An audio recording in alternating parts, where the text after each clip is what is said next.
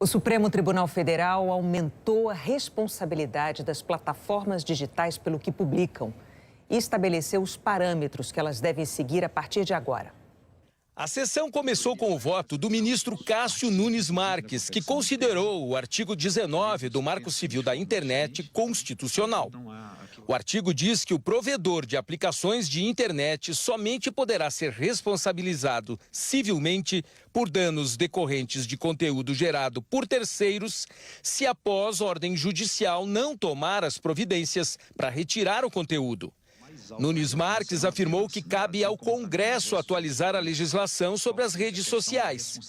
Em seu voto, o ministro disse ainda que a responsabilidade por um eventual ato ilícito é de quem o causou.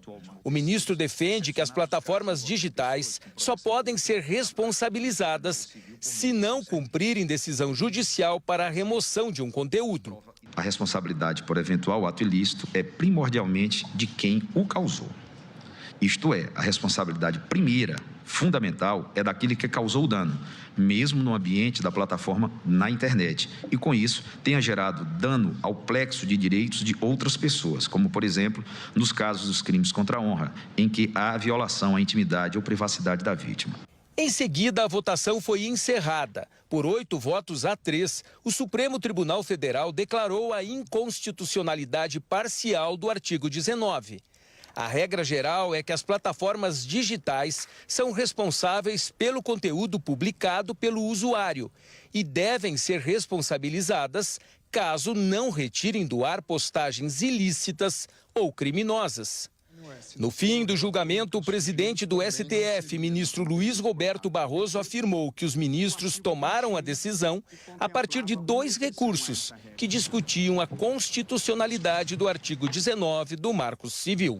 Portanto, para deixar claro, o tribunal não está legislando, o tribunal está decidindo 2 casos concretos que se puseram perante ele e estamos definindo critérios que vão prevalecer até o momento que o Poder Legislativo, se e quando entender por bem, vier a prover acerca dessa matéria. O ministro Luiz Fux, um dos relatores dos recursos, apontou que a tese foi construída em conjunto pelos ministros e ressaltou o trecho que permite a notificação à plataforma feita diretamente pela vítima, mesmo nos casos de crime contra a honra. Há determinadas questões que será possível a parte, através de uma notificação não judicial, mas extrajudicial, pedir a remoção do conteúdo. O outro relator, ministro Dias Toffoli, também citou o trabalho de construção de acordo para a tese e se emocionou. As sugestões todas foram feitas. De todos foram feitas, como registrou Vossa Excelência, e muito me honra, senhor presidente, poder fazer a leitura desta tese. E digo, senhor presidente,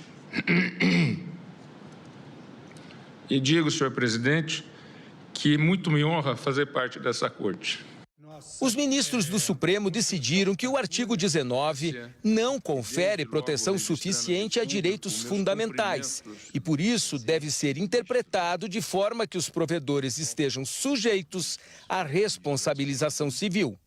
Na prática, quando uma postagem configurar um crime ou ato ilícito, a vítima ou seu representante podem acionar diretamente a plataforma e pedir a retirada. Se após essa notificação a rede não retirar a postagem, será responsável pelos danos que a postagem causar. Se a justiça vier a considerar que a postagem era irregular, a rede terá que indenizar a vítima. No caso de crimes contra a honra, injúria, calúnia e difamação, a retirada depende de decisão judicial. Os ministros entenderam dessa forma para proteger a liberdade de expressão, cabendo à justiça decidir. Mas o Supremo deixou claro que, mesmo nessas situações, há a possibilidade de remoção por notificação extrajudicial, ou seja, a notificação direta à plataforma pela vítima ou advogado, quando houver postagens reiteradas de conteúdo já considerado ilícito pela Justiça.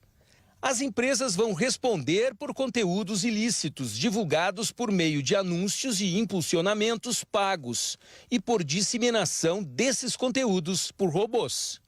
O Supremo também estabeleceu que as empresas deverão ter o dever de cuidado pelo conteúdo publicado.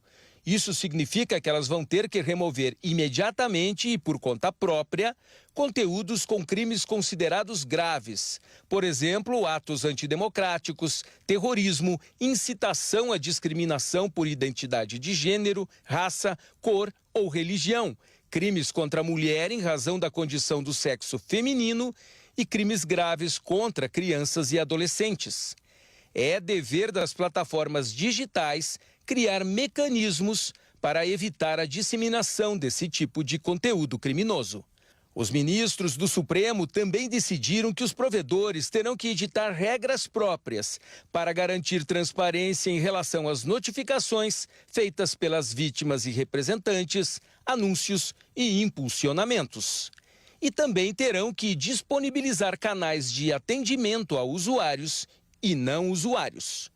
A decisão do STF terá que ser seguida por todos os juízes e tribunais do Brasil.